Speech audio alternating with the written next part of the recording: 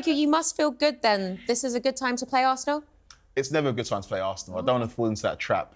There's that wounded animal complex that you have to deal with when you're dealing with a side that are very, very good on paper and they are a great footballing side, but they struggled for results recently. You look at the Inter Milan game and I feel like Arsenal were unlucky in that game. Mm-hmm. But if you look at the recent Premier League fixtures for Arsenal, the loss against Bournemouth was a crushing one.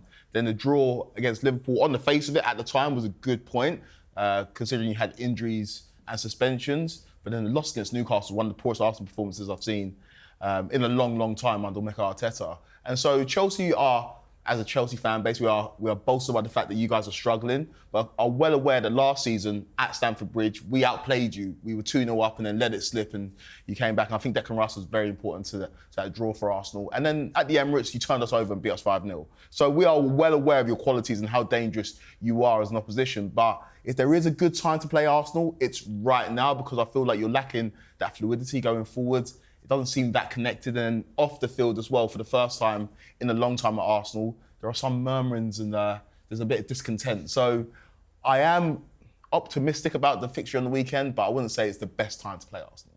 So then where do we think the game will be won and lost? Oh, midfield. I just don't really like the composition of your midfield in the moment. Again, it's too early to judge Mikel Merino. I've seen obituaries being written about him in terms of his Arsenal career, but it's very early. He's still a player in his infancy in terms of in an Arsenal shirt.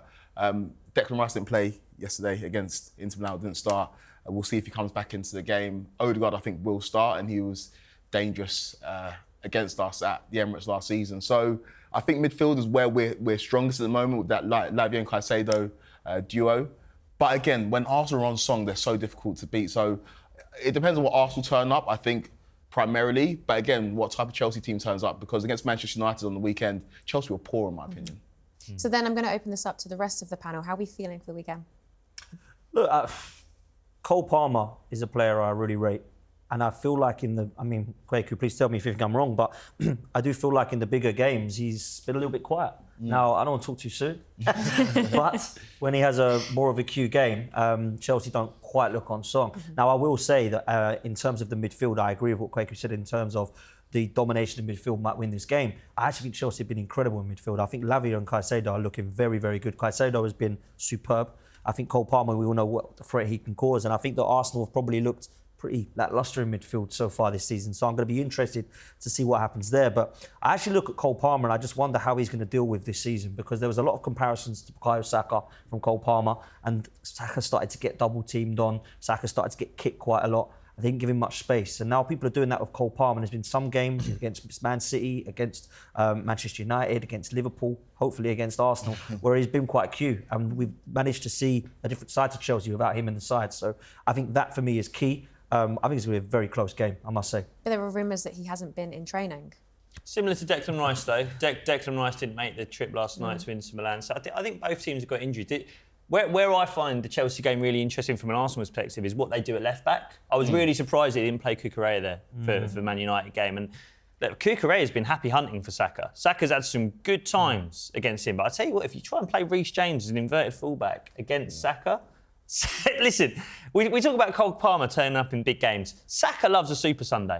Saka loves a 4:30 on a Sunday.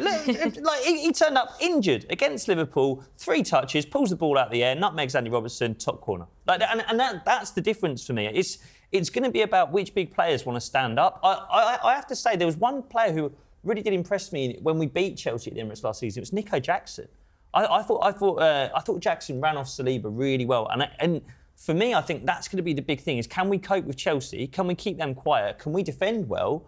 And then can we exploit their defence? Because I think if there's a weakness in that Chelsea team, it is the defence. Yeah, I agree. The Chelsea defence is our weakness. Goalkeeper, it's been well documented how much Robert Sanchez has struggled. That's a conundrum that we need to figure out. But when I look at, and I do agree with you to an extent, people are trying to goad me into saying that Cole Palmer is the best player in the Premier League. I'm not there yet, because like you say, 4:30 on a Sunday when everybody's watching, that's when you need to turn up. Yeah. How many times have you seen Mo Salah do it when he's being double teamed, when everybody knows what he's going to do, but he still delivers and still does it? Like you said, Bukayo Saka's been doing it for the last couple of seasons.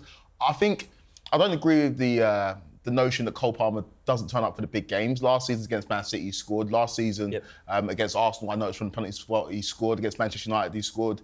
He scored in the final of the Euros. So this is a man that does turn up for the big occasions. But this season, on Super Sundays, when everybody's watching, he hasn't delivered to the extent that he has. Do you think that's a pressure thing, bro? That's what I'm getting at. Do you think there's now the pressure of, look, all eyes on Cole Palmer? Last season, he just lit it up. There was no pressure on him. There was like, wow, this guy's absolutely lit the league up. Now the pressure's like, oh, let's see what Cole Palmer's do. Everyone's changed their tactics a bit. Let's put 2 man on this guy now. Do you know what I'm saying? Not to get like lost in the tactical weeds, but if you look at Chelsea, when we play that inverted fullback, that fullback pushes into midfield, and when Enzo plays, it means Enzo pushes up to be that dual 10 next to Cole Palmer, so it gives the opposition more attacking problems to think about.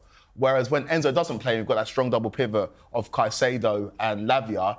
They're less comfortable pushing into that number 10 position. So Cole Palmer's isolated in terms of trying to be that creative spark for Chelsea. And so I do think it will be Lavia and Caicedo, but then it gives Cole Palmer problems, and the top players figure out those issues. And I feel like he is on his way to becoming a superstar.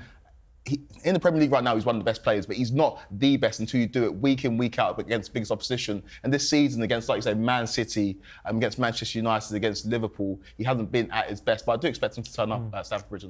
He's a quality player. I'm not dissing him. He's a top talent. So Kweku, I have to remind you of an absolutely stunning Arsenal record. You have to. Yes, I have to. It's stunning, so I have to. Go on. So Arsenal have gone unbeaten at Stamford Bridge since 2018. Yeah, it's weird with Chelsea because back in the day, we had good, like decent records against Manchester United, against Arsenal. In recent seasons, we've struggled against those two sides, and Arsenal are a side that can pose Chelsea problems. And like I say, last season, we were really good against Arsenal for the first 70 minutes, and then it all just turned around off the back of a Robert Sanchez error. Hopefully that doesn't happen again.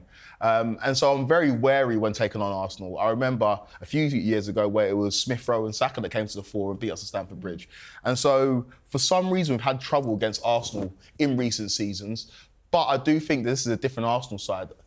I wouldn't say that you've sold your soul, but you've gone in a different tactical direction when it comes to the way that you play football. For the longest time, I admit as a Chelsea fan, I thought that Arsenal were the best footballing side in the country in terms of I enjoyed watching them the most. They took over that mantle from Liverpool. But this season, it's just been a different Arsenal side. And I do think that you've struggled to find that creative spark without Odegaard. We saw a cameo from Odegaard last night in the Inter Milan game. I do think he'll start against Chelsea. And when we lost against you at the Emirates last season, that midfield three of Rice, Partey and Odegaard, scary. Honestly, scary. And I saw it in its fullest form. And if those three play, we've got a big issue. I don't know if they will. And on your right-hand side, you caused us issue with Ben White, Odegaard on the right side of the midfield, and then obviously Bukayo Saka. So that's where I'm really worried about it. The record at Stamford Bridge, hopefully this is the week or this is the weekend that we change it. But I'm not going to put my house on that. I'm not going to put my house on that. Nicely put. So then, Nikki, just before we wrap up, give us some positive final remarks on the game for Sunday.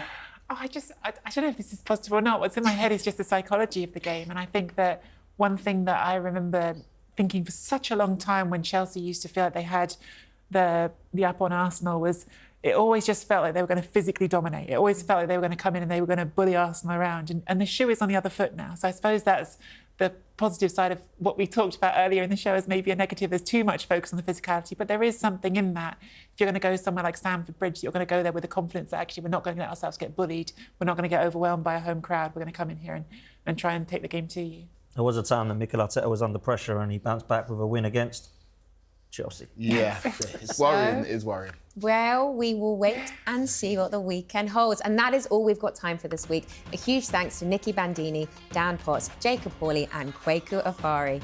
We'll see you next week. And remember, trust the process now more than ever.